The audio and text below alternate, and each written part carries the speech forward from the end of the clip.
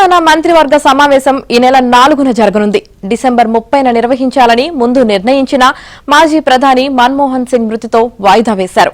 4న CM Revanth Reddy అధ్యక్షతన జరిగే ఈ సమావేశంలో పలు అంశాలపై చర్చించి తుది నిర్ణయం తీసుకునే అవకాశం ఉంది. ముఖ్యంగా కొత్త రేషన్ కార్డులు, రైతు భరోసా, రైతు కూలీలకు సంవత్సరానికి 12,000 సహాయం, స్థానిక సంస్థల్లో బీసీ రిజర్వేషన్ల కోసం డెడికేటెడ్ కమిషన్ నివేదిక, ఎస్సీ వర్గీకరణ, యాదగిరిగుట్ట ఆలయ బోర్డు వంటి అంశాలపై చర్చించనున్నారని సమాచారం.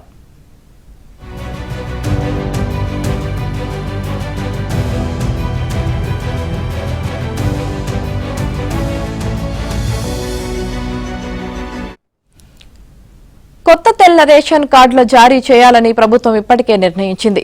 ప్రజల నుంచి దరఖాస్తులు కూడా స్వీకరించింది. కార్డుల జారీకి నిబంధనలపై చర్చించి ఆమోదం తెలిపే అవకాశం ఉంది. రైతు భరోసాపై ఇప్పటికే కేబినెట్ సబ్ కమిటీ పలుమార్లు చర్చించింది. దీనిపై కేబినెట్లోనూ చర్చించనున్నారు. ఎంత భూ విస్తీర్ణానికి రైతు భరోసాని పరిమితం చేయాలి, లబ్దిదారుల గుర్తింపు ఎలా వంటి అంశాలపై కీలక నిర్ణయం తీసుకునే అవకాశం ఉంది.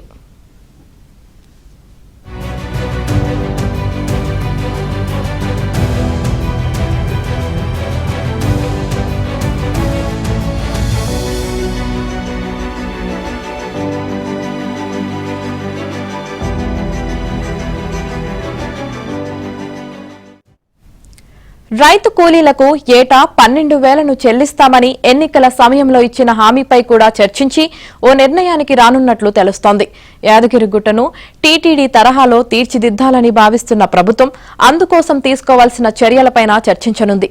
2 కొత్త కార్పొరేషన్లు, 12 కొత్త మున్సిపాలిటీల ఏర్పాటుకు కేబినెట్ ఆమోదం తెలపనుంది.